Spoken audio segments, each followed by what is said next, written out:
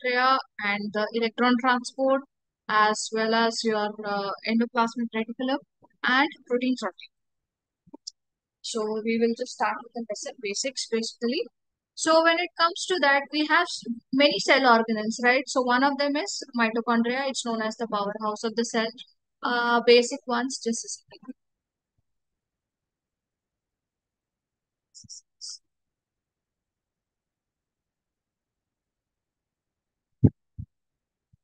Right. So when you see the introduction of mitochondria, it's a double membrane organelle present in the cytosol of all the eukaryotic cells. And mito means thread-like. Chondrion is granules. So first observed by Richard Altman year 1894. So it's just around say 150 years plus since they have identified and known its functions. Then Carl Benda in 1898 had termed the, given the term mitochondria. And what is it that this mitochondria, this organ that is going to do? It is going to help in producing energy. As simple as that. So what is it known as the powerhouse of the cell? What is it responsible for?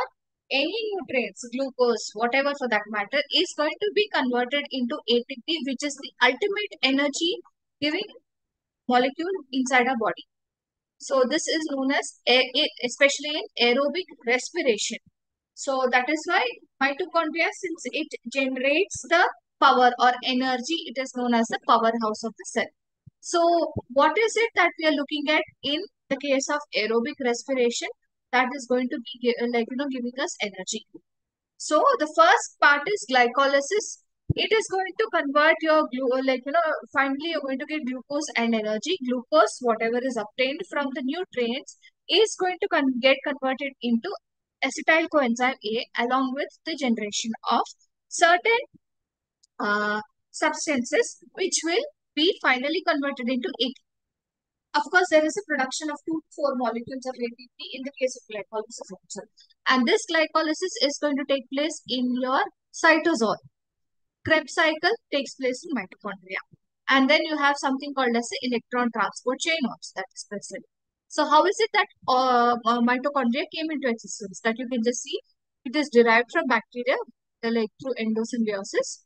So its origins almost like 2 billion years ago, bacterium fused with an archaeal cell. So finally, it's a primitive organism, like a way that mitochondria came into existence inside the cells. Well, we are talking about a billion years. So closest relative to bacteria that gave rise to this mitochondria is the rickettsia that is there.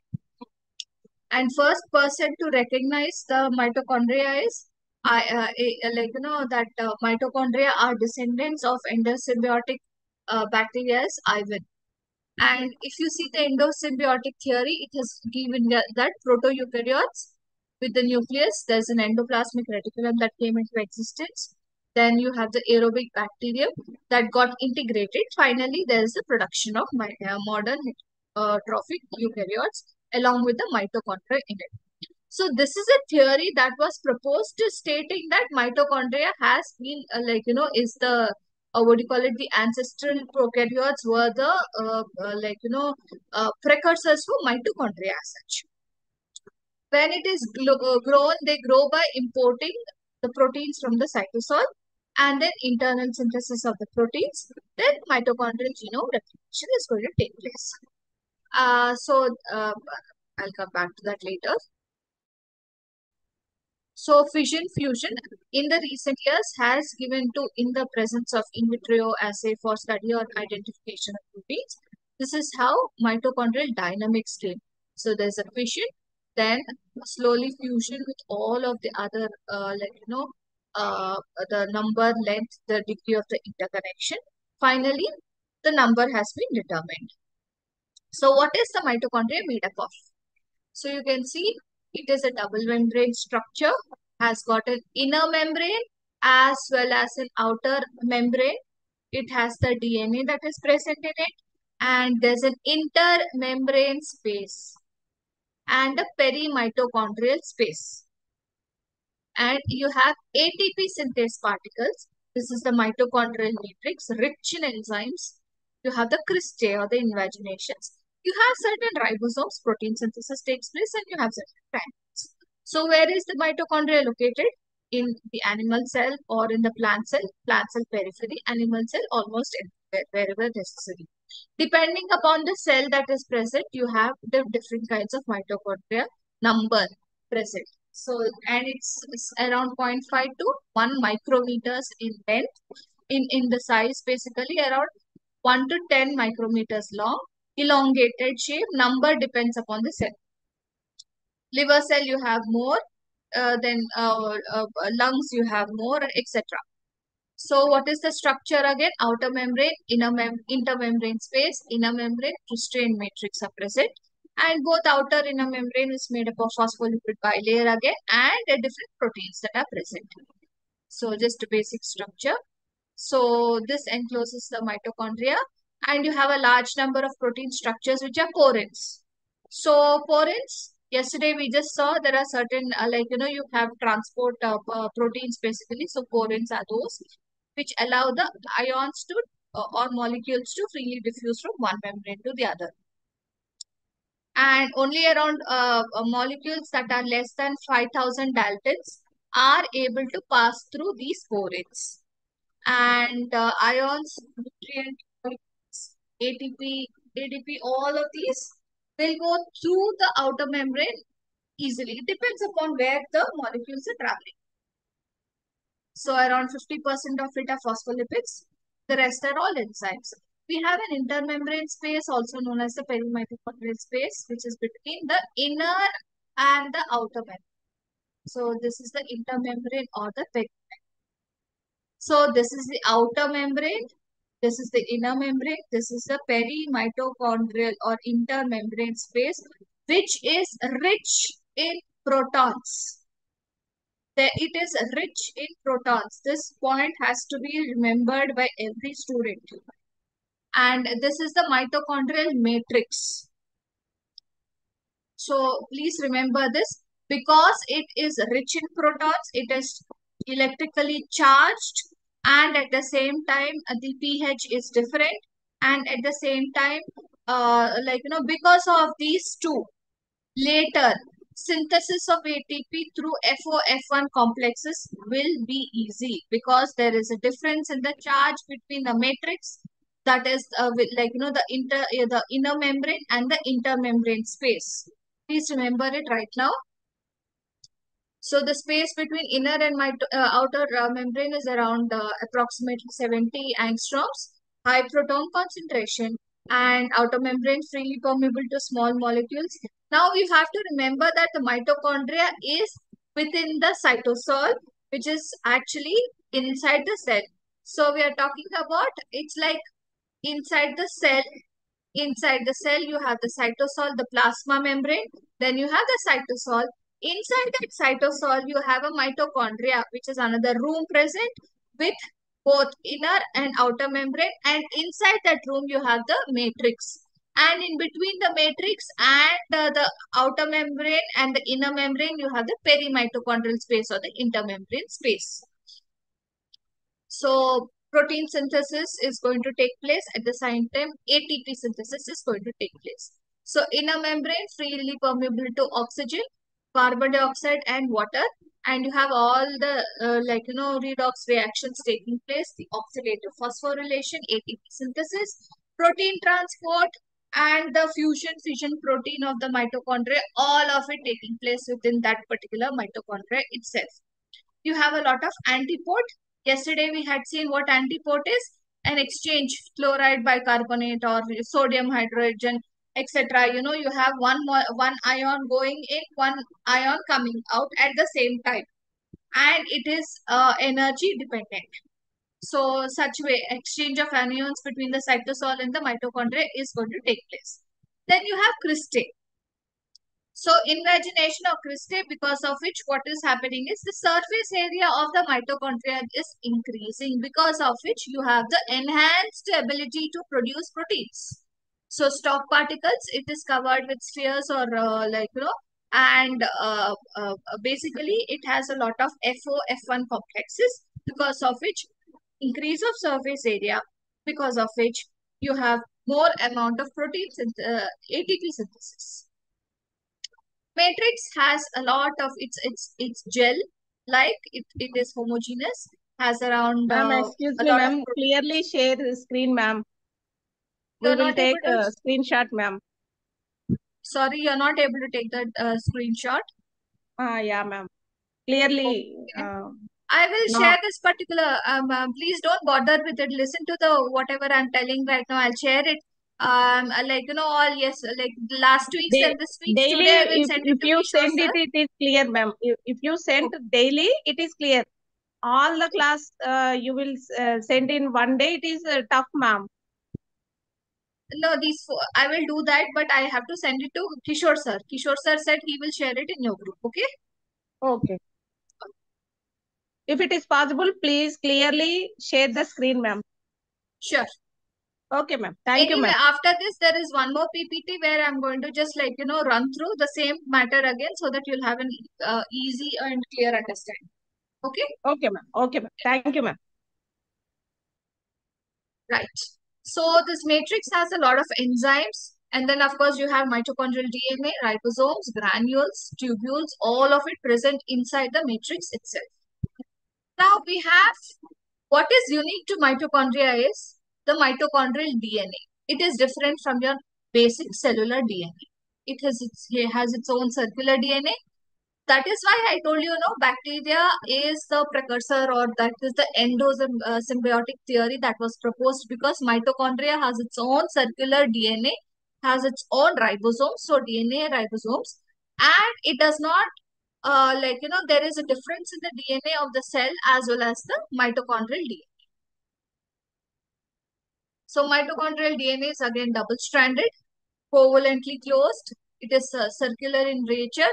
Many copies of DNA are present. It's around what do you call it? 1 lakh 60 what do you call it?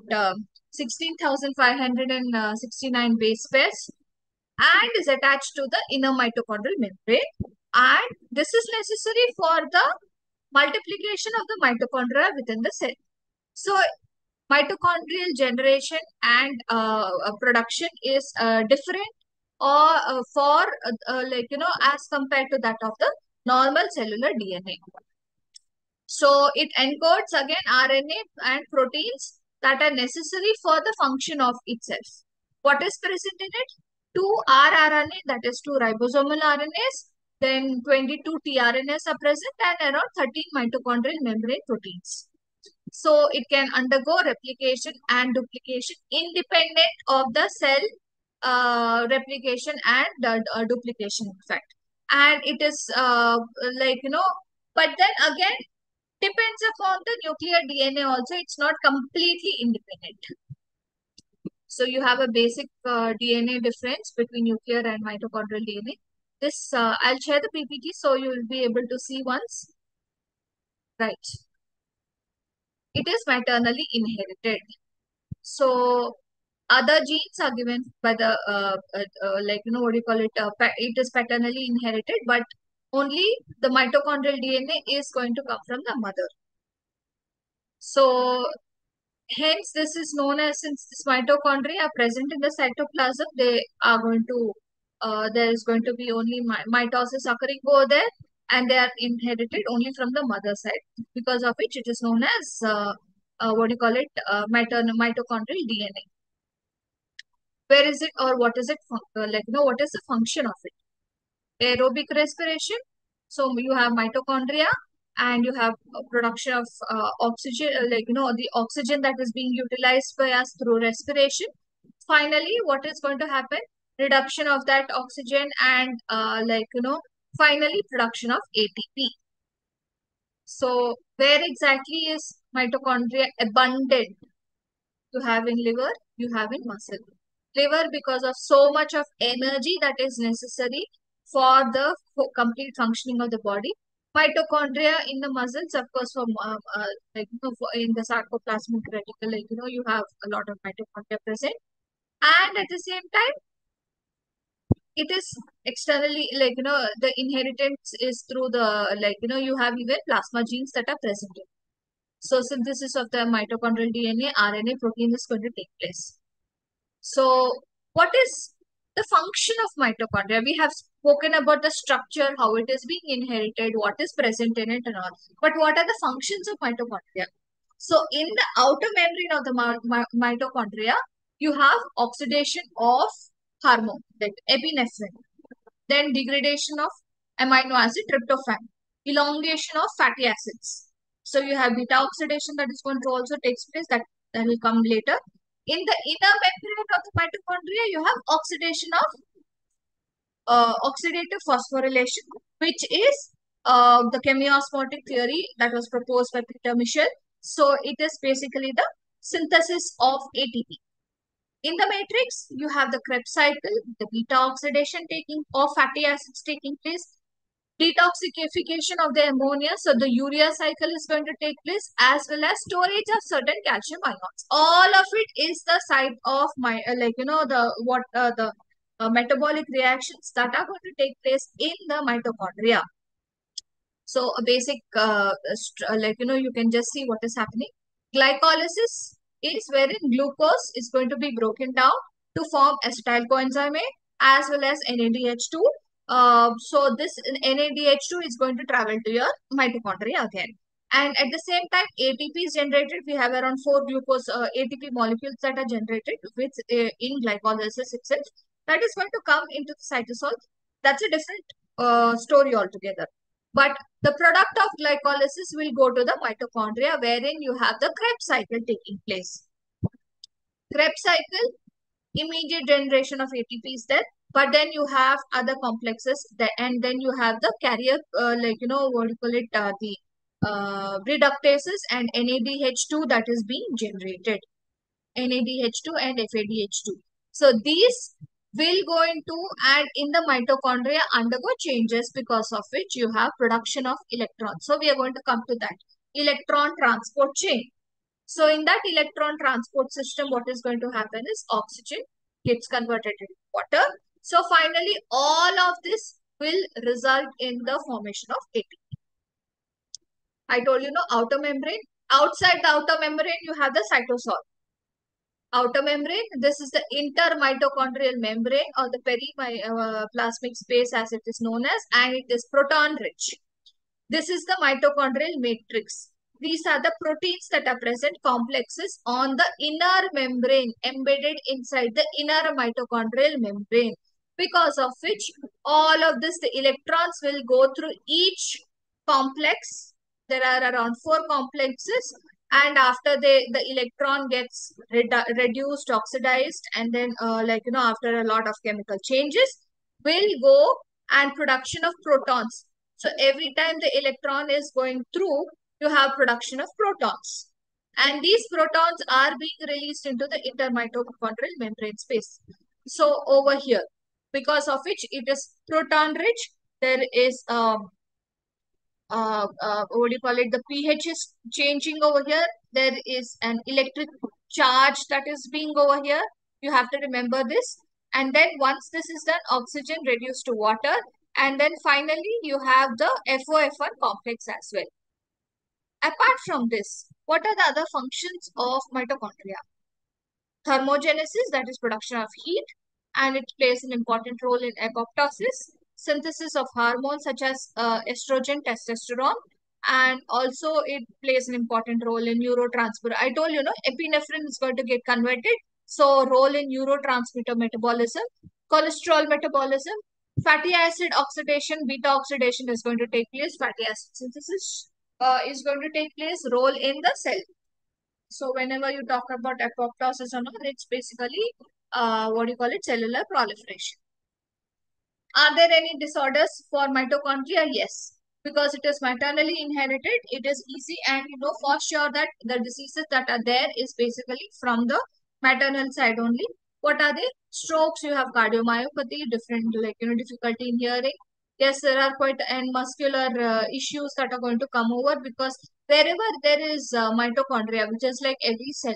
But if at all there is any a place where mitochondria is more, that is your muscles. and your lungs and the liver. So yes, you have diseases that are going to affect. So you have strokes, cardiomyopathy, neuropathy, hearing diseases. So this is one slide which I wanted to share, but there is one more wherein we are talking about the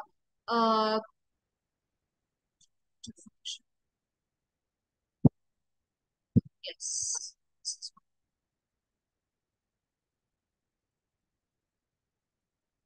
So we have seen the structure of mitochondria. Now we'll see the functions of them. So what is it that we are going to look at? So rate of phosphorylation. Uh, so what is happening is energy is going to be released from all the redox reaction, reduction and oxidation taking place simultaneously.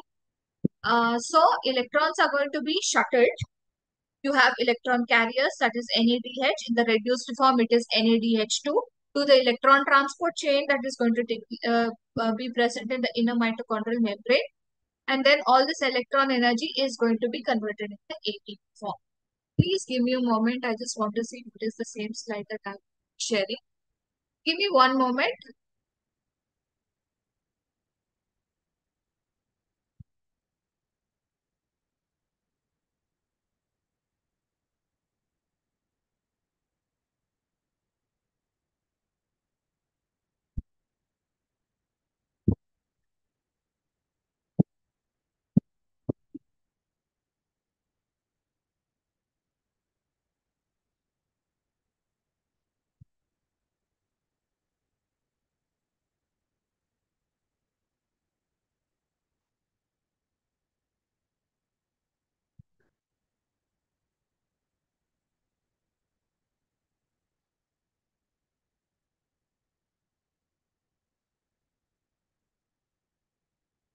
So before we talk about what do you call it, the basic electron transport chain, we will have to see about one topic which is respiration.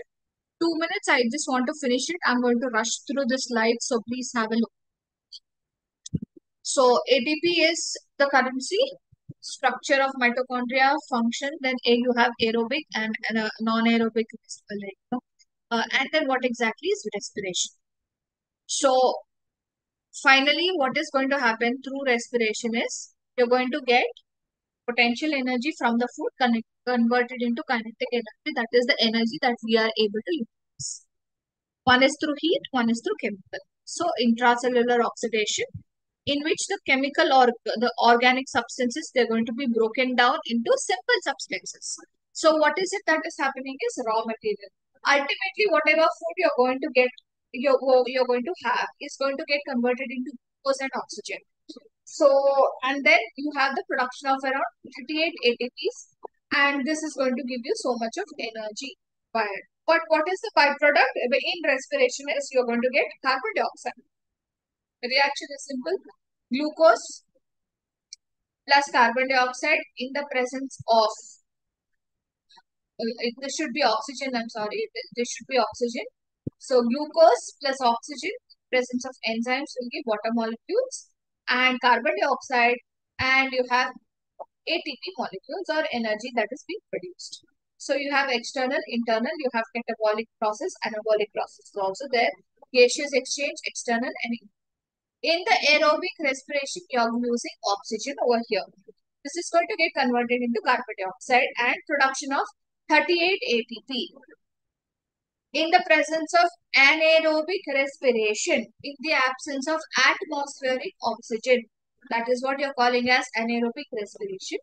In here, you have same glucose molecule, but you're going to get ethanol and you're going to get carbon dioxide, but only two molecules of ATP is being produced.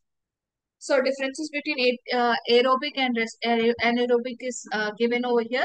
I'm not going to go into a lot of details except for the fact that you're going to get end product as carbon dioxide, water, ethyl alcohol, carbon dioxide.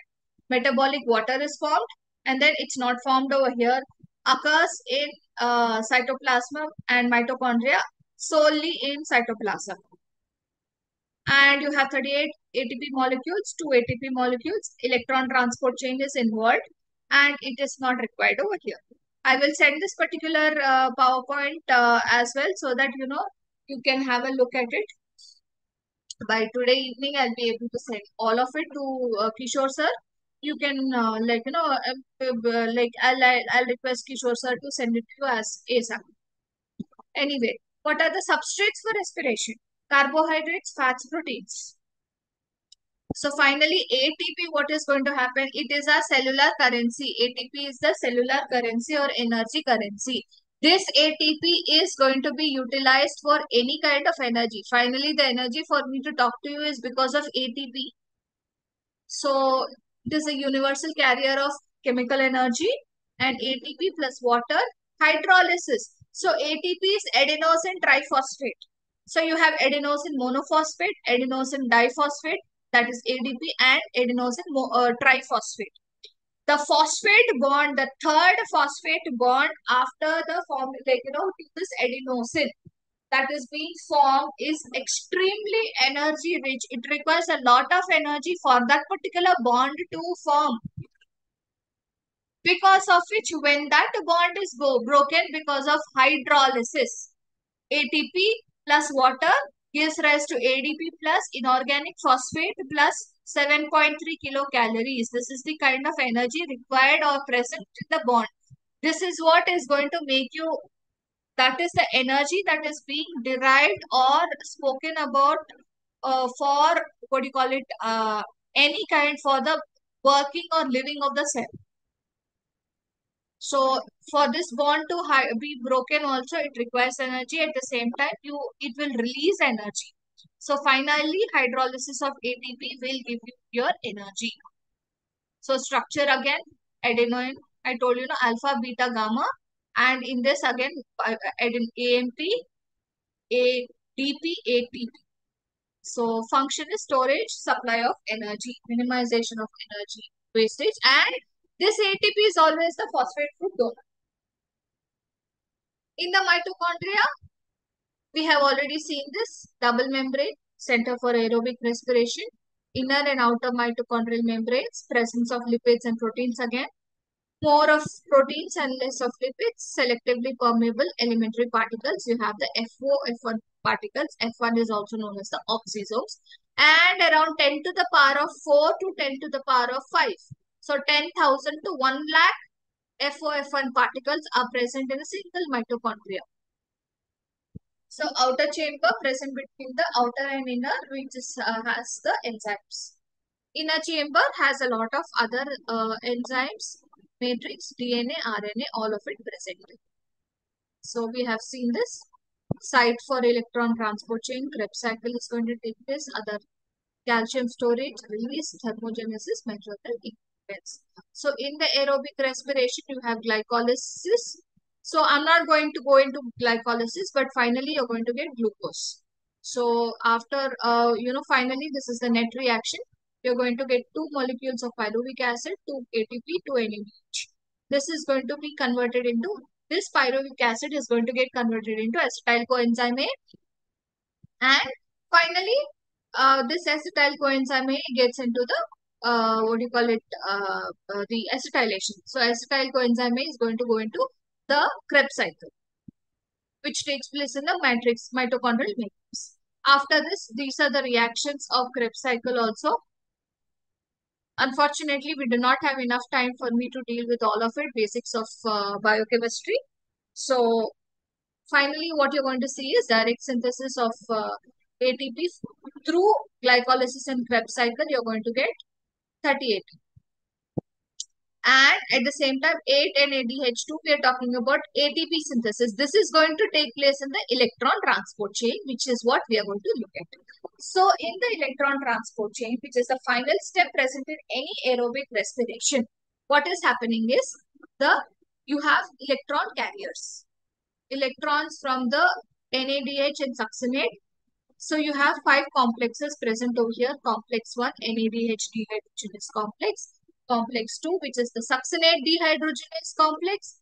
You have a ubiquinone, which is a ubiquitin carrier system, and FADH, which is present over here, and complex 4, and the inner mitochondrial membrane, this is there, and the FOF1 complex or the ATP synthase complex. So this is how the electron is going to get carried. We will come to it. Finally, formation of metabolic water is there. in the so NADH2 or FADH2, which are the carriers of the protein, will get redox reaction will take place, and then the two protons plus two electrons and half molecule of water, oxygen, will give rise to your water. So we will come to this. Wait. Now I want to talk about the oxidative phosphorylation over here. I hope you are able to see the screen. So metabolism is the sum of catabolism and anabolism. So over here what is happening is finally formation of ATP and ADP plus PI, both of it. This complete anabolism means energy available for the work and the synthesis, and catabolism is breaking down of food. So all of it end of the day will give you energy. So in the oxidative phosphorylation, whatever energy that is stored in NADH and FADH2, which are the products from your Krebs cycle, is used to produce ATP. So oxidation is NADH and in the rate plus NADH2, you can call it as NADH plus H plus oxygen gives rise to or gets oxidized to NAD. Nicotinamide adenine dinucleotide, FADH flavin adenodinucleotide. So this is FADH2 plus oxygen. And in the phosphorylation, ADP plus inorganic phosphate gives rise to AD. So we have seen this. I'm not going to go into this particular detail again. Now, you have acyl-CoA synthetase, glycerol phosphate dehydrogenase, different kinases, different lipins, ATP synthase, all of this that are present. This is going to be in the TCA cycle mitochondrial matrix. All of it, the enzymes are present in the matrix. So now when we talk about electron transport chain exclusively, we are talking about four complexes: NADH, FADH, cytochrome BC, cytochrome oxidase, and your fifth one, which is your FOF1 complex. So this is the NADH plus dehydrogenase complex. This is your FADH complex or succinate dehydrogenase complex. Then cytochrome B complex, C complex, and then cytochrome oxidase complex. So electrons are captured through the donor molecules. Finally, what is going to happen is they are going to go through the electron complexes, and what will happen is oxygen is the final acceptor of the electrons. Once oxygen accepts the electrons, it is going to get reduced to form water. So the first complex is your NADH plus dehydrogenase complex or complex 1. So NADH is going to get oxidized to form NADH plus H plus. This oxidation will release two electrons, which are going to go to another unit which is known as the FMN. And then iron sulfur, all of this is embedded within the NADH complex itself. This is known as the NADH coenzyme Q-oxidoreductase enzyme, and it is NADH dehydrogenase complex. Electrons are going accepted by ubiquitin over here. So ubiquinone is going to get reduced to ubiquinol. Ketone to alcohol. Release of two protons. Again, this is the matrix side. This is the intermembrane space. Again, once this is released, all of this will go to the easily. And I told you, no, the intermembrane space, there are a lot of porins through which the ions will easily travel. Again, because of which you have the four protons being released from the NADH complex into the intermembrane space. So you can just see over here, it is oxidized to NADH plus H plus, obtains two electrons given to the first protein over here, which is the flavin mononucleotide. Then electrons one at a time. So two cannot travel to FMN. So what will happen? One at a time go through the iron sulfur protein, and then they will get transferred one at a time through the iron sulfur center. Then two electrons will create a proton gradient. So from the matrix, two more proteins will go in. Because for every electron, you need two protons. Please remember this. So four protons are going to be transferred from the the matrix to the inner membrane space. So this four protons is equivalent to formation of two ATP. Oh, sorry, one ATP molecule. We'll come to that later. Now we have second complex, which is known as the succinate Q oxidoreductase or succinate dehydrogenase complex. What is happening over here? Succinate is going to get converted into fumarate, and at the same time it is going to get FAD is going to get reduced to FADH2. You have around 3 iron sulfur centers, and you have the ubiquinol being converted into ubiquinol. So you have 3 iron sulfur centers, does not have the proton pump activity. So succinate is going to get oxidized to fumarate, and ubiquinol is going to be reduced to ubiquinol. So subsequently, what is going to happen is you have it releases less energy, because of which you have two hydrogen atoms that are being released into the proton, right? Now, so only two hydrogen molecules are being transferred into the, what do you call it, your inner mitochondrial membrane. So now there is no ATP that is being produced over here. We will come back to that. So is there any ATP being produced because of production of two hydrogen molecules? No, it is not sufficient. So two protons, I'm sorry, not two hydrogen molecules. So we will come back to that. It is just going to release protons into the intermembrane space, succinate dehydrogenase complex. Now we have coenzyme Q or else, which is known as the ubiquinone. What is going to happen over here? You have the protons that is being, it is a mobile carrier. So what is going to happen is it is not going to be stationary. It is associated with complex 2, and it will also, what do you call it? It is associated with complex 3. So with the two protons and two cytochrome C, what is happening is the enzymes that are there, they will take in two electrons, because of which you have four protons being produced. Then you have complex 3, which is the cytochrome BC complex. 3 iron sulfur centers, you have a cytochrome B and cytochrome C also. Then electrons from NADH to dehydrogenase. So oxidation, reduction both occurring at the same time, ubiquinone to ubiquinin.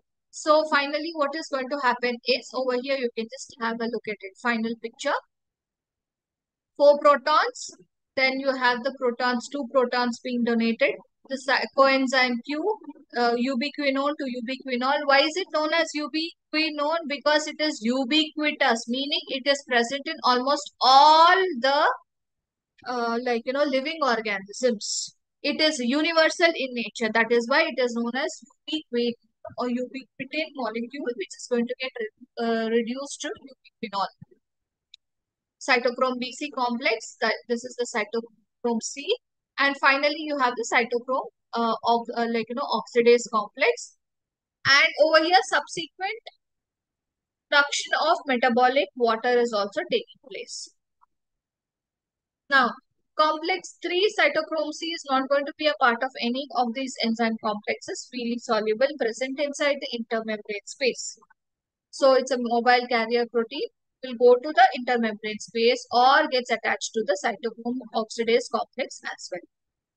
Now, last complex in the ETC is the reduction of the molecular oxygen by the electrons. So the cytochrome C gives the or donates the electrons to complex 4. So you have 3 subunits in complex 4 itself. You have 2 heme groups which are known as A and A3. You have 2 copper ions, and also The presence of subunit 3 is important because where are you going to get the electrons from? The electrons are going to come to complex from 4 from complex 3. So these electrons are going to get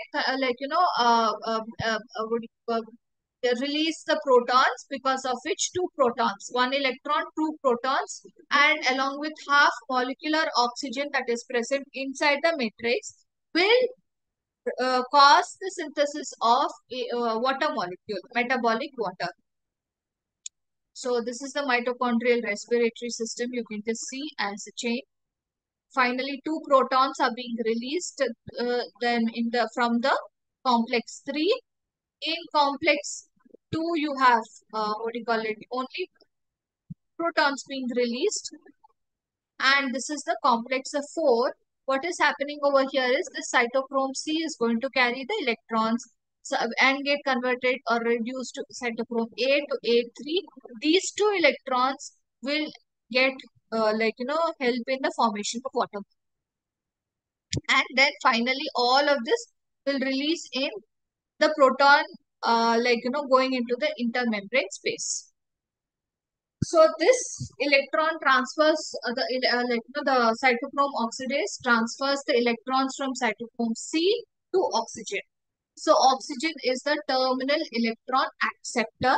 Reduction of oxygen takes place, because of which production of water, because of which cytochrome oxidase also pumps two protons to the membrane, across the membrane into the intermembrane space. So this will generate a proton motive force across the mitochondrial matrix, the intermembrane space. So one NADH, four protons is coming. From complex 2, there is no, it is just like adding two protons but nothing else. And complex 3, you're going to get four protons. And from complex 4, two protons. So there are 10 hydrogen ions or 10 protons that are being pumped into the intermembrane space. These 10 will create a proton gradient. I will share one more video in because it is like really good.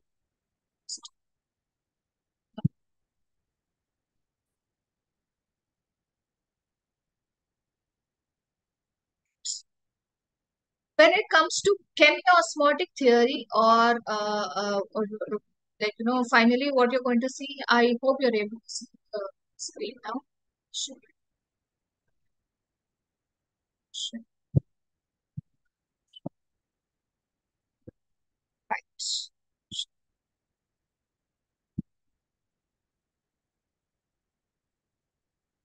I only want you to remember that there is an electrochemical or proton motive force that is present. So when it comes to the proton motive force, what is happening? There is a potential difference, there is a charge distribution, and a chemical concentration increase across the mitochondrial membranes.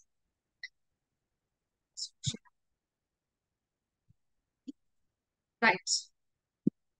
So Peter Michel was one person who had spoken about chemiosmotic model. How is ATP generated? How is ATP generated through all these protons that are going to into the intermembrane space. So one thing we have to remember is within the matrix is proton rich. Are you screen sharing? This pause it seems wait. Resume sharing. Matrix is intermembrane space is proton rich. Matrix is phosphate ion rich. Phosphates. Inorganic phosphate, it is rich. One thing you have to remember. Now, what is the chemical mechanism because of which the proton flux that is there, that is being created, will lead to phosphorylation. ADP plus a PI gives rise to ATP synthesis. How is there a concentration gradient that is there? Now, so Peter Michel had told about this particular chemiosmotic model. According to this, there is a difference in the proton concentration and separation of charge. This drives the synthesis of ATP as the protons flow passively back into the matrix through the ATP synthase. So you can see ADP plus inorganic phosphate plus a little bit of energy gives rise to ATP plus molecule, water molecule that is there. So it's a chemiosmotic coupling. It refers to the connection between the mitochondrial synthesis and electron flow through the respiratory chain. So finally, you have 4 protons, 2 protons. So 10 protons are present. So inside the chemiosmotic model, what is happening is electrons from NADH and others pass through the carrier proteins and they go into the intermembrane space, because of which there is a chemical difference and an electrical difference, which is known as your proton motive force. Then since the inner mitochondrial membrane is not permeable to protons, the protons will re-enter through the specific proton channels, which is your FO channel. This proton motive force drives the protons back into the matrix, and this provides the energy. It is a passive flow, so you do not need energy for the protons to flow back into the matrix. But since it is impermeable, it will only go through your FO channel. And once it comes over here, this is where ATP synthesis is going to occur. So inside you have inorganic phosphate and ADP rich matrix. So along with the other protons, finally ATP is going to be produced. So you can see over here, this is the FO complex. It is a cylindrical rod. You have the F1 over here, which is like 6 subunits. You have 3 alpha, 3 beta subunits. So 3 beta, 3 alpha subunits. You have a gamma and a delta subunit over here. So this is the picture of your FOF1 complex. So this is necessary and it establishes a proton gradient and so you have an exergonic redox reaction that is important over here. This exergonic reaction occurring between complex 1, complex 4 will cause ATP synthesis in the FOF1 complex. So this whole thing is known as your chemiosmotic coupling. It's a unique structure. So you have a stalk, you have a knob. So this FO base is present. F1 has 3 alpha, 3 beta subunits and a gamma and a delta and an epsilon subunits that are present. So where is ATP being synthesized? In the 3 beta subunits. So one thing you have to remember is for every ATP, for half of the oxygen that is being reduced to water, around 2.5 to 2 electrons are necessary. So 2.5 ATP is produced for 2 electrons and 1.5 for 2 electrons that are going to enter through the ubiquinone. So we have 10 protons that are present, because of which you have finally, if you see this, these are the translocases that are present. These are the ATP synthesis. So what is going to happen is for every one NADH you have 2 electrons. So 2 NADH you have 2 electrons, you have 4 protons. So for 4 protons from NADH, then from complex 3 you have 4 protons again, and complex 4 you have 2 protons coming. So 10 protons, of which you get around 3 ATP molecules. These are the dynamics of this FOF1 complex. You have to remember this. So we have certain uncouplers. What is it happening? They do not help in this particular reaction to happen. So they uncouple the oxidation and the phosphorylation processes. So what do? They cause the dissipation of the proton gradient. Therefore, ATP is not produced. Example is thermogenin. So you have a lot of uncouplers over here. So example is your basic poison, your rat poison, rotinone, your DCMU. So your cyanide, what is it happening? How is it acting upon? What is it doing? What is the mechanism with which all these poisons are acting, because of which the organisms are killed? Anybody knows in life sciences at least that if you intake cyanide, you're not going to live anymore. If you take rat poison, if you take any kind of pesticide for that matter, all of these, where are they going to act? They are going to act on your mitochondria. What is going to happen in mitochondria? They are going to inhibit certain enzymes. So because of which, or inhibition of electron transfer. So cyanide, carbon monoxide, antimycin A inhibits the electron transfer. So what is happening? Inhibits the cytochrome chrome oxidase. So the electron is not going to be transferred from cytochrome B to C1. Rotenone amytol pyridine A is going to prevent electron from the iron sulfur center to ubiquinone, stopping of your energy electron transfer. So no ATP synthesis, you're going to die. Oligomycin, inhibition of ATP synthase. So different FOF1 complex inhibitors are your oligomycin. Then you have vinchurisidine. Then you have others. And then uncoupling of phosphorylation for electron transport. That is blocking of the FO to a CFO proton carriers, ionophores, thermogenin, all of it. What is going to happen? Your DNP, 2,4-DNP, 2,4-dinitrophosphate, all of this are your inhibitors of the electron transfer, ATP synthesis, phosphorylation for electron transfer, etc., causing death because there is no ATP synthesis. So this is all about your mitochondria, electron transport chain, your oxidative phosphorylation. So you have certain shuttle systems also present, which I will share this particular PowerPoint also because you have a couple of slides which are really good in it for your perusal, but I have a feeling this is too much in depth. If it is there in your syllabus, it is not so much present in your syllabus. Regulation of ATP and all. It's only for the chemiosmotic theory that this and uncouplers that have been given that I shared this particular PowerPoint. Now we are done with our mitochondria, electron transport chain, and oxidative phosphorylation. I would like to start with our what do you call it? Uh, the just just give structure of endoplasmic reticulum. Right.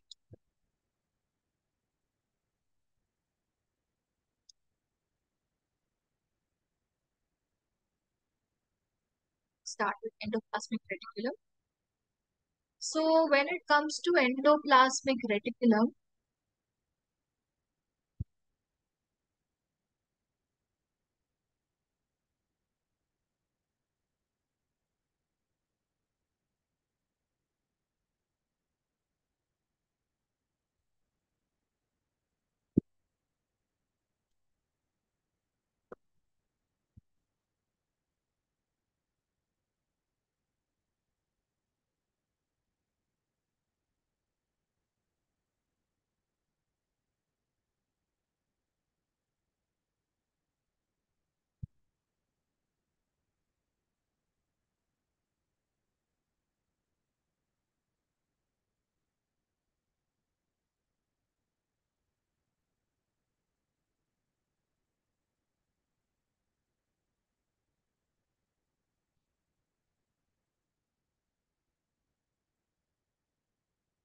let me share my screen with you.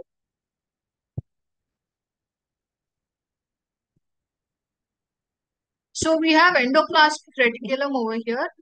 What is the endoplasmic reticulum? What is it going to happen? This particular cell organelle was discovered in 1902 by a scientist called Emilio Verratti.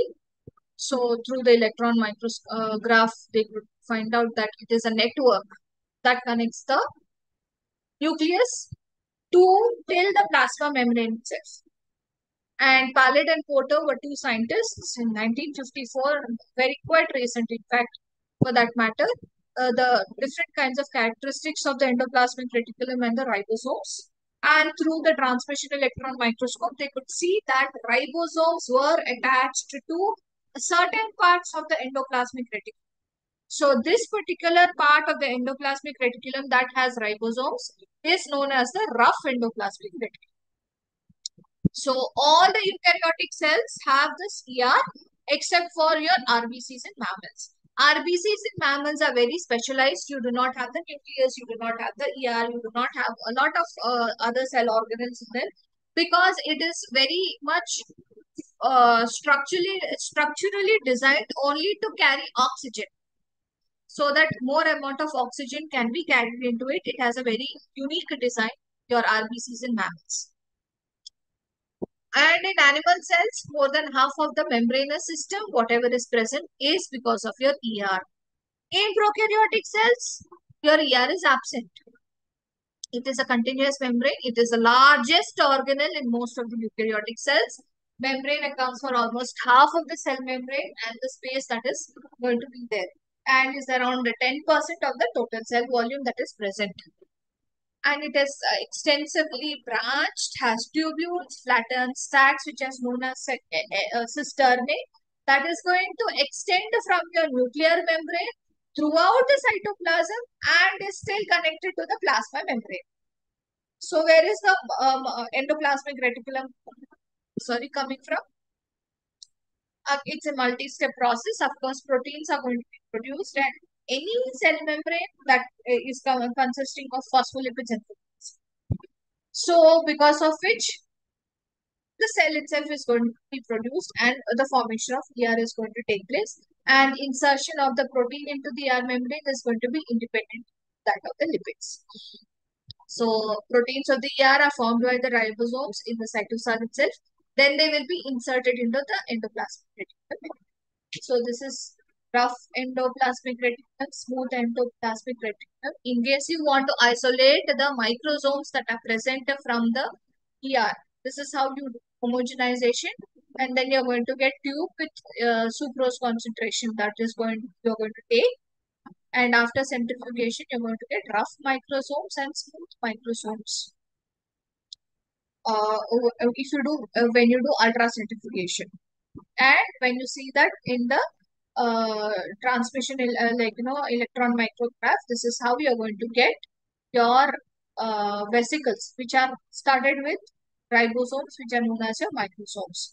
So if you scale it, this is around 200 nanometers that you're seeing. So Palade was one person who had done a lot of studies on mitochondria. So whenever homogenization is done, the smooth is one thing. You have microsomes, and then microsomes are the endoplasmic reticulum parts with the ribosomes. Now, when it comes to the structure, O'Cake in the year 2016 actually said that, it is extending from nuclear membrane, joins the plasma membrane. And this is quite recent. 2016 is hardly around 9 years. So it never opens into the cytoplasm but continues with other organelles such as Golgi complex and mitochondria. And all of this is being held with different kinds of cytoskeletal particles. So, and this is a phospholipid membrane. In fact, inside the membrane, again, you have a cisternal space or a luminal space. So, lumen is continuous with that of the perinuclear space. Nucleus, nuclear membrane, and then you have the perinuclear space, which is going to continue as the endoplasmic reticulum, and you have the endoplasmic reticulum luminar space. So all the cavities are interconnected. Now, this membrane of the endoplasmic reticulum has enzymes, have triglycerides, phospholipids, cholesterol, osteorases, and different kinds of reductases, phosphatases, all enzymes. In the electron micrograph, you're going to see two parallel membranes, which are, see you here, this is the, like I told you, lumina nucleus space connected endoplasmic reticulum till the plasma membrane. All the sides. So when you see the 3D structure of the rough endoplasmic reticulum, you have the ribosome over here, and you have stacks of flattened cisternae that is present. Please try to imagine this. And so this is how the endoplasmic reticulum will look like. If you are unable to see, I hope this is a better picture for you.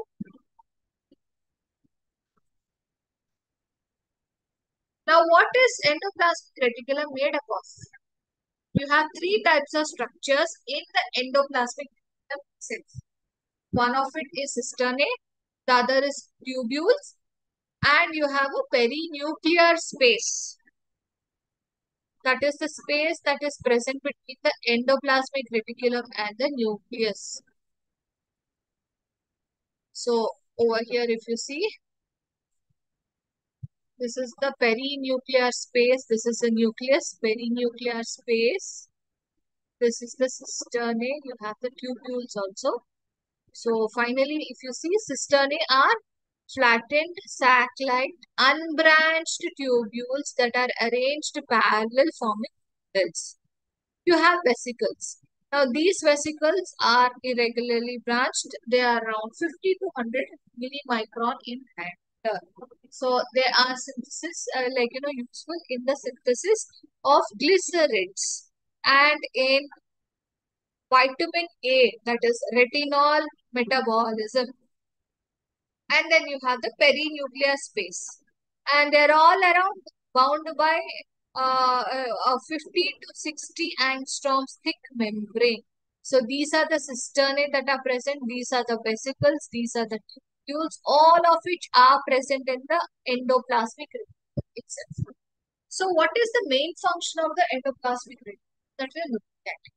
So we know there are two types. That is, if it is attached to ribosomes, it is known as the rough endoplasmic reticulum because of the, it appears rough in nature. And if it is not attached with the ribosomes, ATS ribosomes we are talking about, then it is known as the smooth endoplasmic reticulum. So synthesis and translocation of secretory proteins across the rough endoplasmic, ER membranes taking place. And you have integration of proteins into the plasma membrane through ER, folding and modification of proteins in the rough endoplasmic reticulum lumen, synthesis of phospholipids and steroids, basically lipids. Steroids are also lipids with having, what you call it, your benzene chains. So synthesis of phospholipids and steroids on the cytosolic side of the smooth endoplasmic reticulum membrane. And then you have calcium ions that are being stored in your SER lumen, and they are, whenever necessary, released into the cytosol. And then you have the carbohydrates metabolism taking place, detoxification of any drugs. So protein sorting, targeting, packaging, all of it related to proteins and synthesis of certain lipids will take place in your endoplasmic reticulum. So again, you have different types of endoplasmic reticulum over here. Like I told you, smooth and rough, agranular or SER, and granular or RER, as it is known as. Again, you have another, through the electron microscope, micrograph. If you see in rat liver cells, the ribosomes, where are they attached? Inside the lumen? No.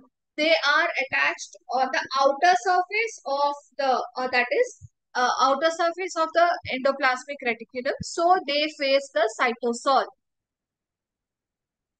And in Leydig cells, in the testes, you have active, steroid hormone synthesis, especially in the smooth ER. So now we have seen rough ER, and we have seen that there is, protein synthesis. We will just have a look at the smooth ER, highly curved, tubular, and then it does not have any ribosomes. It's around 500 to 1000 angstroms, and it is having a lot of irregular structure, lattice formation. And then you have the steroid lipid biosynthesis, carbohydrate metabolism taking place over here. And different cells have different amounts of smooth endoplasmic reticulum. So if there is more amount of lipid biosynthesis taking place, and if, for example, your Leydig cells, so you have more amount of SER present as compared to your RER. Whereas certain places where there is more necessary of protein synthesis taking place, cell packaging and hormone production, etc., then you have more amount of RER. So in cells of liver, it contributes to detoxification of drugs and harmful chemicals. And in your muscle cells, you have a specialized ER that is going to help in calcium ion storage, regulation. So because of which, what is going to happen is your striated muscle cells. So in the muscle cells, it is known as sarcoplasmic reticulum, and this helps in your contraction and relaxation of the muscles. So functions of the smooth ER, if at all you see, basically it helps in protein transportation, steroids, carbohydrate metabolism, drug detoxification, synthesis of different kinds of lipids, phospholipids basically, and phosphatidol, inositol, sphingomyelin. Then you have other phospholipids that are being, and then you have production of cholesterol that is taking place, and other internal and plasma membranes, whatever proteins are necessary, they're all going to be transported. So transport of proteins. I'm not talking about production of proteins because that is taking place in your RER, whereas transport of proteins is through your smooth endoplasmic reticulum. It transports the proteins formed in the rough endoplasmic reticulum to Golgi apparatus and other parts of the cell, because of which you have packaging over there. Steroid metabolism, you have many enzymes which help in the synthesis of cholesterol and different steroid hormones, cortisol, cortisone, ACTH. You have your bile acids that are present, urobilinogen, then all of them that are being produced in your SER. And also, like I told you, in the sarcoplasm, you have the storage, release, uptake of your calcium ions. So in the muscle cells, you have calcium ions being sequestered from the cytosol, and then you have specialized calcium ATPase pumps. So it's a transport protein basically, which is going to be having the ATPase function. So energy is used over here for the transportation of calcium. Helps in extracellular signals as well, and at the same time for the muscle contraction. And lipid metabolism, you have the fatty acids, glycerids, that is glycerol, moiety, phospholipids, steroids, all of it being produced in your SER, and this phospholipid biosynthesis is in lieu with your Golgi complex. So smooth endoplasmic reticulum is much more abundant in your liver cells, that is your hepatocytes, involved in the production of your lipoproteins. So you have different kinds of lipoproteins such as your LDLs, HDLs, chylomicrons, VLDLs. All of these are being produced in the liver. And when it comes to the carbohydrate metabolism, you can see glucose to finally glucose 6 phosphate. And detoxification of toxic chemicals, what is happening is any kind of carcinogen which is present or xenobiotics are going to be detoxified by the SCR.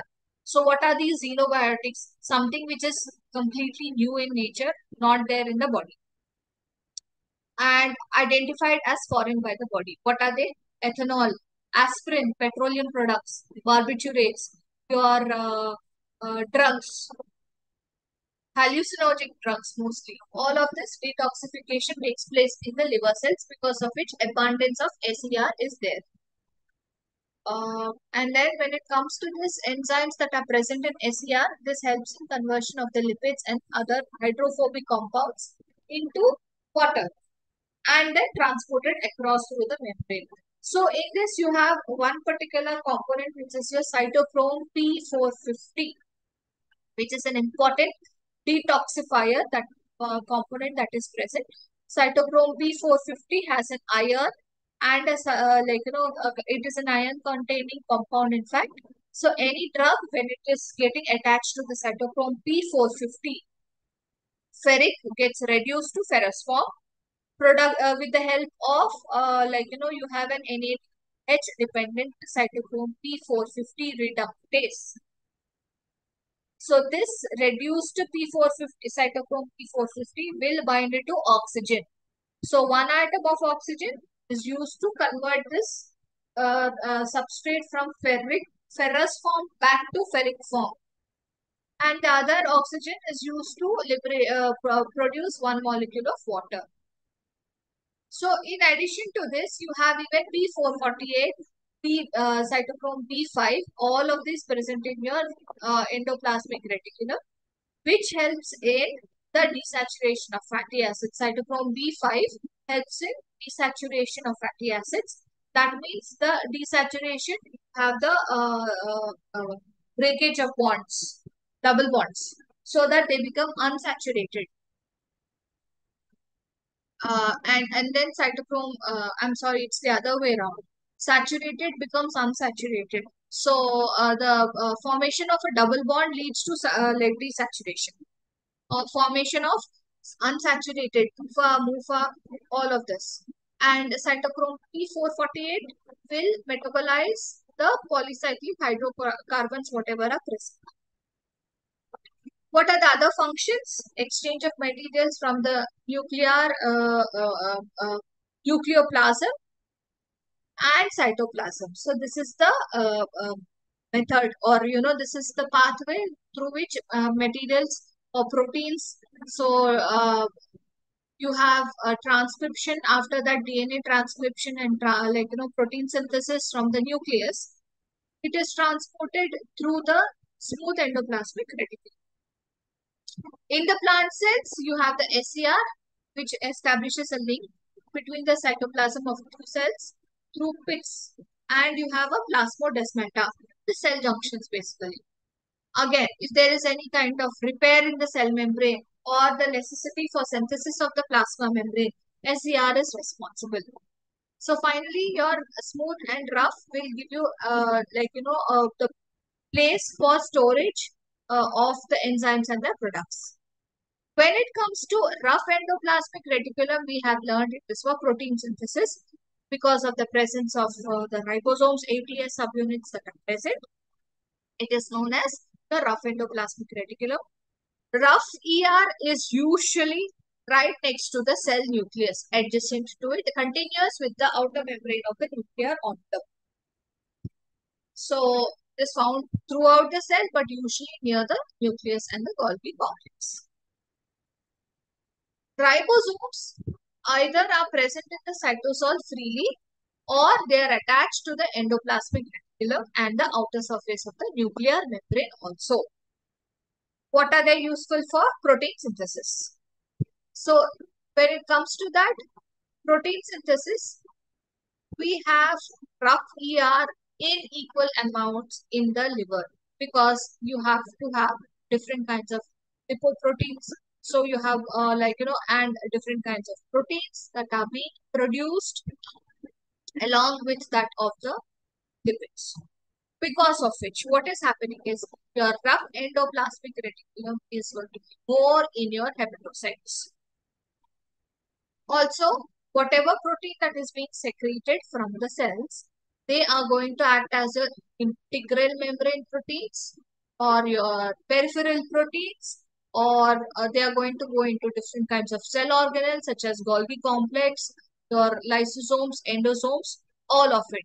So they are attached to the outer surface of the RER. Now, what is happening? You can just have a look at it. So instead of passing into the cytoplasm, they pass into the cisternae of the aria, the proteins fat, and then from there they are going to be released into the cytoplasm through your proteases. So there is a signal sequence over here, always methionine, and then you have around 6 to 20 of the amino acid sequence residues. So once this is there, there is a cleavage site which is present, signal peptidase, So after around 10 to 15 hydrophobic amino acids, you have around two positive amino acids before the hydrophobic sequence. So this is, uh, and you have a C terminal, N terminus, and C terminal is what you have in a protein sequence. So you have the signal peptidase being cleaved. So you have a signal recognition particle that comes, recognizes the signal sequence, acts as a tag, and this allows you the, after the protein is produced, after the polypeptide is produced, this SRP ribosome nascent polypeptide that is bound to the receptor. All of it is located on the cytosolic surface of your ER membrane. So you have the SRP ribosome nascent polypeptide and a receptor, both of it attached to it. Now this SRP, signal recognition peptide, is a single 7S RNA. So you have around 300 nucleotides that are present, around 6 different proteins. So all of this is attached to the cytosolic surface. And then one nascent polypeptide enters into the rough endoplasmic reticulum cisternae and then cleaves it. These enzymes then transform the nascent protein into the functional protein. So if you have internal membranes such as glyphorin or you have the erythrocyte plasma membrane, these are being synthesized on these membrane-bound ribosomes.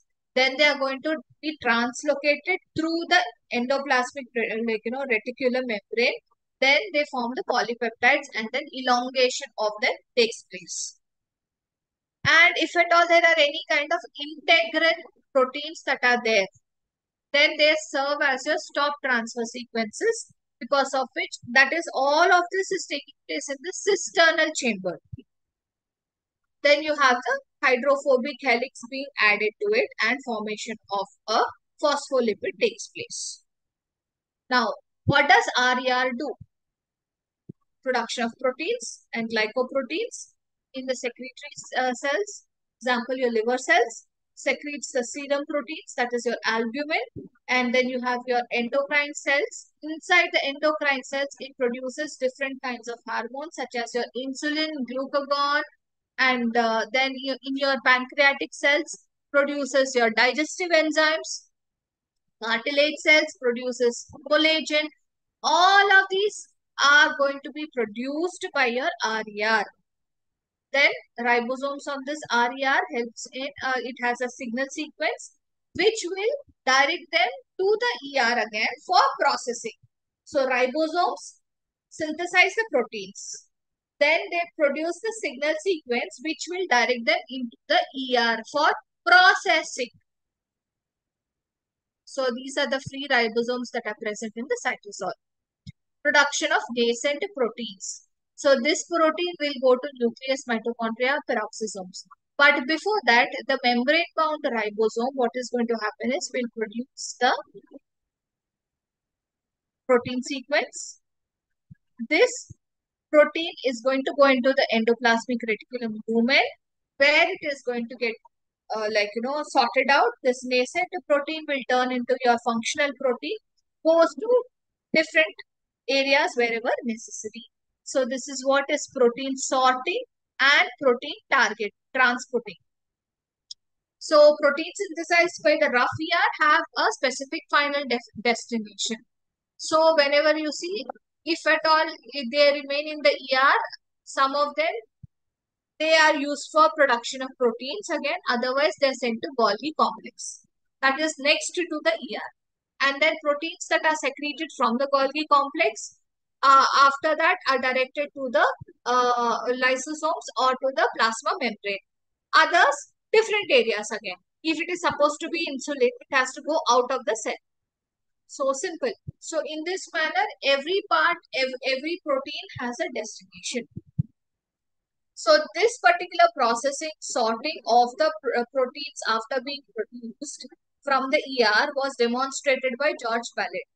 So he defined in this way the pathway, rough ER to Golgi apparatus to secretory vesicle to exterior of the cell. In case of hormones, in case of different kinds of say different proteins which are supposed to be receptors, whatever for that matter. So entrance of the proteins into the ER is also one more branch point wherein, within the eukaryotic cells will be maintained. So that is where Blobel and Sabatini propose a signal hypothesis. What did they say? mRNA translating the secretory proteins on the ER membrane, they have signal codons at the 3' end after the initiating codon. DNA to mRNA, mRNA to proteins. So mRNA is the precursor to proteins. So at the 3' end, you have signal codons just after the initiating methionine, initiation codon. So this produces a signal sequence with the amino terminus of the growing polypeptide chain, recognized by the signal recognition particle, places the ribosome on the ER for polypeptide synthesis in the ER lumen. And when it comes to protein targeting, what is happening is all the proteins that are being initiated on the ribosome after protein synthesis that are free the cytosol, these are going to go into, or their destination is different. They are targeted to the endoplasmic reticulum because if there is a signal sequence at the amino terminus, then they go into the endoplasmic reticulum. The sequence is around short, like I told you earlier, around say only a few amino acids which are hydrophobic in nature, 5 to 10, translated because of the presence of the signal recognition peptide sequence that is present. They are on some specific mRNAs. So these are present right after the initiation codon from the 3' end. Then this translation is going to take place in your ER lumen. This sequence triggers the attachment of the ribosome to the membrane of the ER with the help of signal recognition particle. So protein sequence, or if you see over here mRNA with having the signal sequence, and on the cytosol end you have the signal recognition peptide present. So this signal sequence is going to recognize over here to the receptor and going to get attached, and then you have a translocon present over here. So, and then this translocon, when it is open, you have the peptide coming into, with the help of a signal peptidase enzyme. It is going to get cleaved over here, and the signal sequence along with the polypeptide is the mRNA gets in. Once that is done, you have the folding of proteins taking place over here. So signal recognition peptidase, and then you have the ribosome, and then you have the polypeptide sequence which is going to help grow. So when it comes to the targeting of the proteins to the endoplasmic reticulum, what do you have? Signal sequence emerging from the ribosome, recognized by the signal recognition particle over here.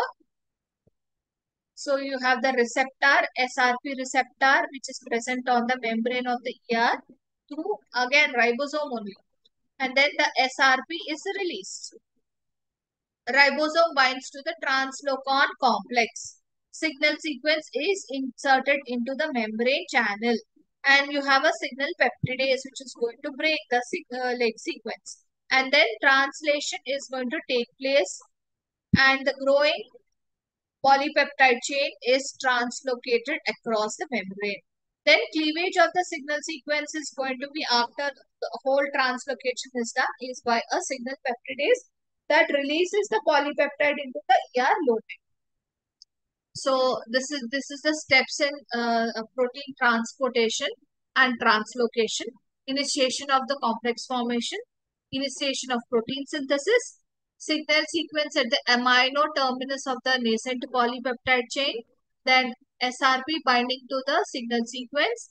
Once SRP binds, ribosome stops further elongation. So translation is going to be blocked. Now SRP is going to be really recognized by the signal recognition receptor that is present. It's a docking protein present on the ER membrane. Then the ribosome gets attached to the ER membrane and SRP dissociates. And it is recycled again. Over here, it is attached over here to the mRNA. So what is happening is your protein synthesis is going to be resumed.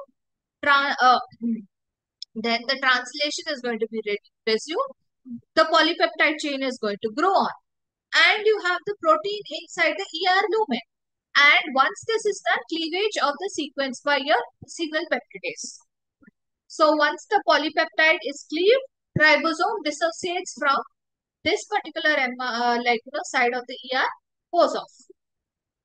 Then this polypeptide chain is released into the ER for further modification, addition of disulfide bonds, etc., or glycosylation. All of it is done. So, and when it comes to the synthesis of membrane lipids, you have the enzymes such as the phospholipids that are being produced, right? So they are integral proteins. So you have the phosphate group and attached to the lipids as well. And then you have the vesicular transport through which the cisternae of this RE usually are large, right? So they act as transport channels for membrane and luminal proteins. So they move to the site of the RE. Now, RE usually are smooth. They do not have, the cisternae especially are not having ribosomes. So they are known as your transitional elements, the edge of the RER cisternae. That is what I'm talking. So they help in the formation of transport vesicles in the process of these proteins being led towards Golgi complex. And then in the tertiary structure of protein, that is a protein folding. Give me 5 minutes more. I want to finish this class. If the polypeptide, whatever is present, is translocated into the ER, then it is known as the co-translational translocon or translocation. So what is happening is the polypeptide which is present inside the ER from the free ribosome is known as is going to go for post-translational translocation. Protein folding is going to take place. Formation of disulfide bonds by a disulfide isomerase. All of this is taking place in the cisternae, in fact, and between two cysteine molecules. So you have to have a reducing environment over here inside the cisternae. So folding of the proteins is by a molecular chaperone. You have heat shock proteins, HSP family, and molecular chaperones, which help in proper folding of the proteins. If at all the proteins are not folded properly, you will have diseases. What are the diseases that are caused because of improper protein folding? For example, Alzheimer's, Parkinson's, and you have even amyloidosis. All of this are because of improper protein folding or misfolding of the proteins. So these chaperones, example is the HSP family, heat sensitive protein family, or heat shock proteins as they are known as. You have a lot of HSPs inside that are present. They unfold the polypeptides, stabilize them so that they will prevent incorrect protein folding. One of the primary chaperone proteins is your BIPs, which are your HSP family. They belong to HSPs. So they have a protein binding as well as an ATPase domain as well. So it's used to seal that translocon pore when it is not being occupied by the ER. Now, two types of glycosylation takes place in the ER itself. They are imported into the ER, N type and O type. So N type is where, we are talking about protein sorting, then processing and translocation. So first is N-linked glycosylation. So what is happening is your addition of your carbohydrate moiety actually begins in the ER and you have the O-linked glycosylation. This occurs when the polypeptide is being transported into the Golgi complex. So these are your post-translational mechanisms.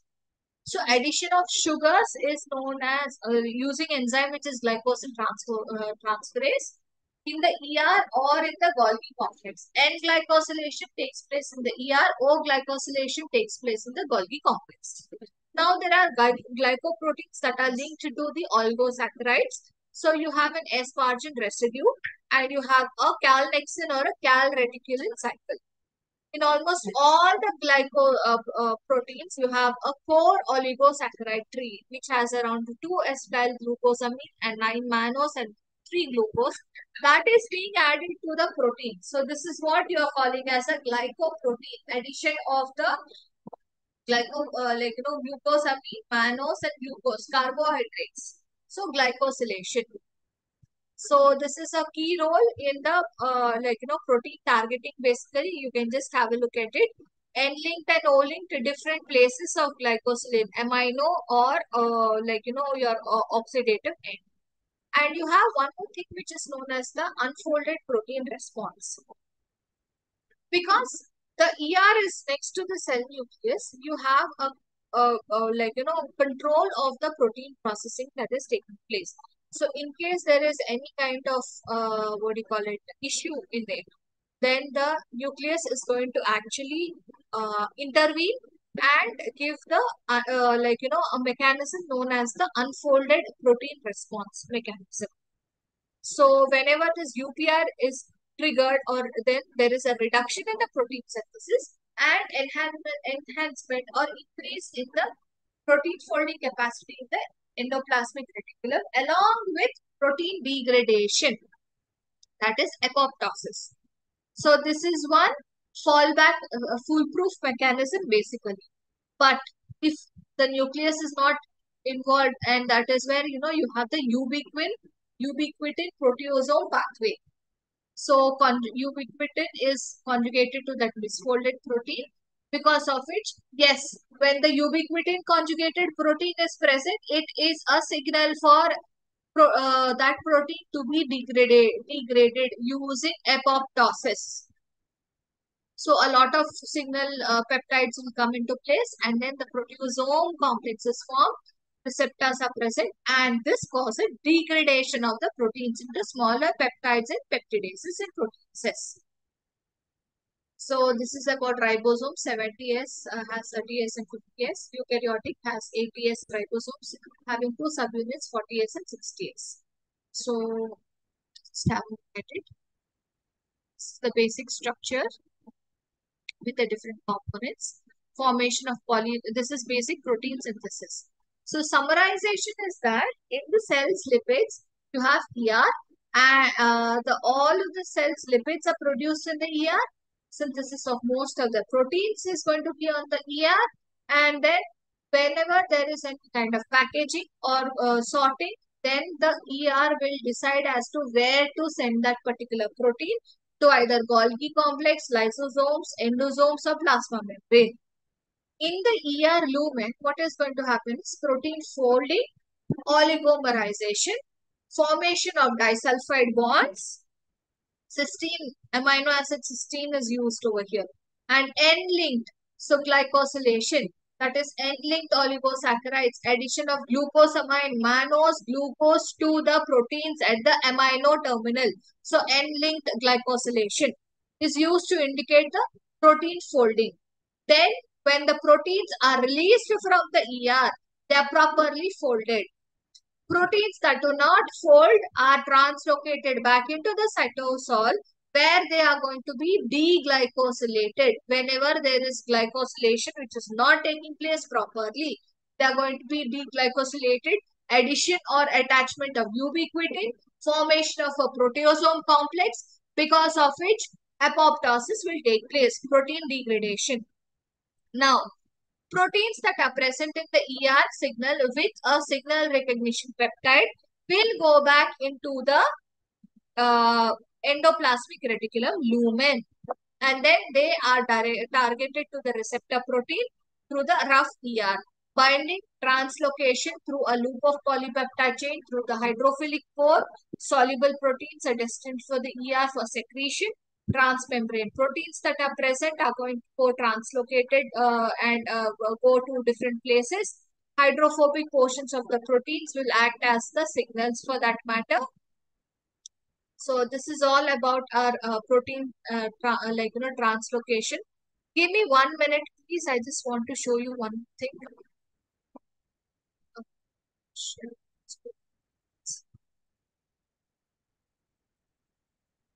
So in the same manner, whatever I have told you, there are complexes. Like I told you, we have the Tim complex and the Tom complex. Give me 2 minutes more. I will just finish the class. So wherein the Tom complex is with the SRP sequence. So earlier I just said signal recognition peptide complex, SRP, and I just like spoke about that. So the Tom complex is one which will transport the mitochondrial targeting signal across the outer membrane, reaches the inner membrane, signals to a Tim complex. So functions are usually are that they agree in translocation into matrix out of the matrix. Simple. That is the definition of Tim and Tom. So allows the protein coupling across the membrane at the same time, and they are the translocation. Translocator works that are going to take place independently. So these two mitochondrial membranes at the contact sites, they can be permanently held together by a TIM23 complex, which is going to be across both the membranes. Then hydrolysis of ATP. This is the cytosolic, uh, for the protein to get imported into the mitochondria. So what happens is in the mitochondrial precursor proteins, they are imported into the matrix at contract sites. So how are you going to insert the proteins into mitochondrial membrane? This is what we are talking. So protein translocators into the mitochondrial membranes. So you have a Tom complex, which is the translocation channel. You have receptors. This is the cytosol. This is the outer mitochondrial membrane. So from the ER to translocation of the proteins into the mitochondrial membrane or from the cytosol. It is going to come, and you have in this you have the mitochondrial precursor proteins and other components that form the translocation channel. So Tom, TIM23, TIM22, and the OXA. So with the help of the Tom complex and the Tim complex, proteins that are synthesized in the ER are going to be or in the cytosol are going to get inserted or going to be transported into the mitochondria. So this is the Tim and the Tom complex. So you have an ATP hydrolysis and a proton gradient that is used to help in the proteins be imported into the mitochondria. So you have heat shock proteins and energy being utilized over here. And this is a repeated cycle that is being done. So this is all about protein import, to different parts of the cells, in fact. So again, into the nucleus also you have signal recognition peptides and nucleophorins, nuclear import receptors, which help in binding of the proteins and signals and nucleoporin. To go into the nucleus also you have a complex as such. Nuclear pore complex having RAN GTP and RAN GTP and GTP hydrolysis for the transport of proteins into the cells. All right, then this is what is all about your protein sorting and protein translocation into and out of the cells. So I will just stop my lesson for today. Let me just see if there's anything else that I have covered. Give me a moment, please.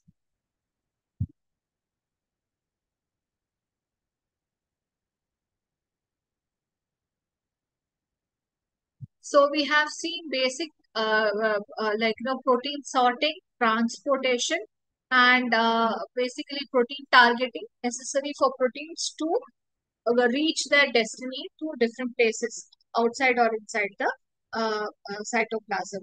So translocation is because of the signal sequence. So you have a short amino acid sequence And targeting pathway, post-transcriptional, post-translational, co-translational. So you have the targeting, because of which you have, if it is a secretory pathway, you have the ER Golgi systems and the lysosomes, plasma membrane, secreted proteins involved. In the post-translational translocation, they go to mitochondria, chloroplasts, or peroxisomes. Co-translational, that is in the ER lumen itself, it is going to go into the translocation complex. Targeting signals are present. They are present on the polypeptide chain and the folded proteins. So you have pre-sequences and internal targeting peptides as such. And we have seen the sequences internal targeting peptides. Import from nucleus, you have a signal peptide sequence which has a lysine, lysine, lysine, three lysines together. And if it is exporting from the nucleus, give me 2 minutes more. I'm done with the class, please. Just 2 minutes more. If you have leucine alternating, that means it is the signal peptide or signal sequence that is coming from the nucleus into the mitochondria after a certain set, around 5 or so. From the third, you have the arginine, which are present, basically hydrophobic amino acids that are present. Import into the plasmid, you have a specific sequence of 2 dimers of serine alternating in the first 30 amino acids. Import into peroxisomes, you have the serine lysine at the carboxy terminal end. Import into ER, you have a particular chain with leucine repetitions. And return to ER, you have the leucine and the amino carboxy terminal end. So you have targeting sequences from the N terminal or the C terminal ends. So proteins move through different compartments in different ways, gated in the nucleus, transmembrane in the mitochondria peroxisomes, and vesicular transport. So different types of gated transport seen in nuclear core complexes and in transport specific, that is your macromolecules and SNPs. Transmembrane, we have seen that folding, unfolding of proteins. Vesicular also, with the help of vesicles, how it is being done. This is in detail. I will send this particular PPT also so that you can just have a look at it. So you have into the mitochondria, the TIM and the TOM complexes. And then you have into the chloroplast, you have another complex as such, the tick chloroplast. And into the ER with the signal recognition peptide. Vesicular, again from ER to GC, a different type. Wherein hydrolysis is taking place, you have a COP2 coated vesicles which are going to go and release into the GEF, which is the exchange factor, and into the lumen of the ear. Then you have the KDEL receptor present in the vesicular tubular clusters, which help in carrying the COP1 coated transport vesicles, basically clathrin coated ones. Targeting is through Golgi complex. Different kinds of glycosylation is taking place. Then protein transport, trafficking, or the site specific, wherever you want the proteins to be transported. So this is all about it. Please refer Albert, Cooper cell. You can refer Lehninger also, which is Nelson and Cox, Principles of Biochemistry. Thank you so much. I'm stopping the share over here. You can just have a look at it. I will share by today evening maximum all the PPTs, whatever I have shown you till now, into to Kishore sir. So he will be sharing it in your groups. Thank you. Okay, ma'am. Thank you. Bye, ma'am.